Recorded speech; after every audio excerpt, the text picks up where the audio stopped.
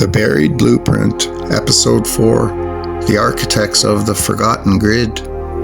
There are structures scattered across the world that shouldn't exist, not because they're impossible, but because they appear to be built by the same techniques, using the same logic, the same geometry, and the same cosmic alignments, even though the cultures that built them were supposedly separated by oceans. From Gobekli Tepe to Poverty Point, from Teotihuacan to Giza, from Sumerian ziggurats to Andean cyclopean stonework, the same blueprint repeats. Cardinal orientation, serpent symbolism, solar gates, and star paths encoded in stone. Archaeologists treat these similarities as coincidence, but what if they're not? What if they are the last remnants of a unified knowledge system, an ancient global grid built before the cataclysm fractured the world? Consider the Andean temples of Pumapunku and Sacsayhuaman, where stones are cut with geometric precision modern tools can barely replicate. The same H-blocks appear in distant cultures. The stepped pyramids layouts match those of Mississippian mound builders in North America. Meanwhile, in Turkey, the megaliths of Gobekli Tepe display the same animal-human hybrids found in Olmec sculptures and Pacific Islander carvings. Even the Iroquois speak of the stone giants, echoes, the Cyclops of Greece, and the Apkallu of Sumer, half-divine architects who taught humanity before they were wiped out. How did the same motifs travel so far? Or did they originate from the same source?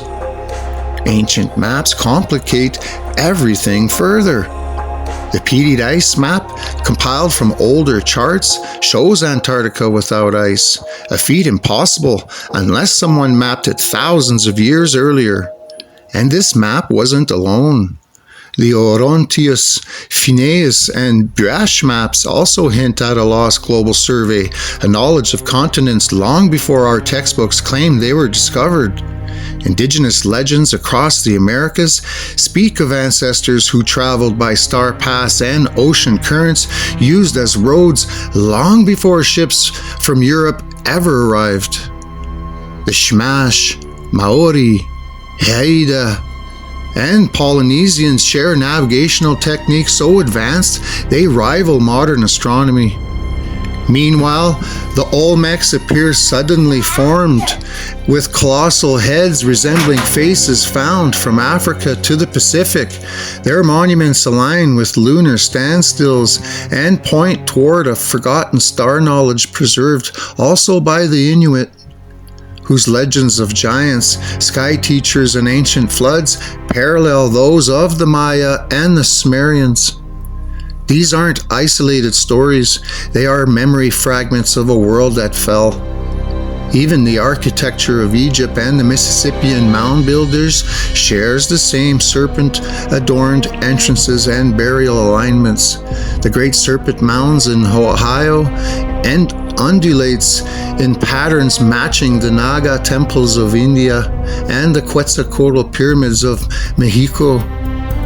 Were these separate inventions or cultural echoes preserved by survivors who once belonged to the same civilization? The deeper we look, the more the pattern solidifies. An ancient world connected by sky knowledge, sacred geometry, and a shared fear of something that once tried to break through the gates.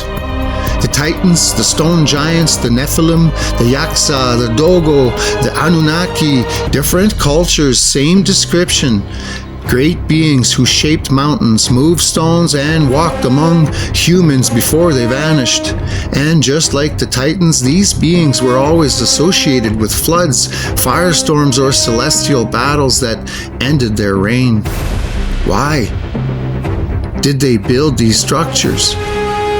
They weren't just temples, they were calendars, power centers, star mirrors, and perhaps even warnings.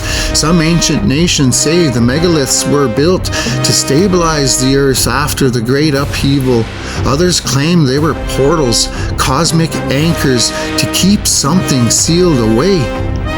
And then there's the strangest connection of all. Many indigenous nations say their ancestors migrated from places where the sun rose from the underworld or from beneath the ice.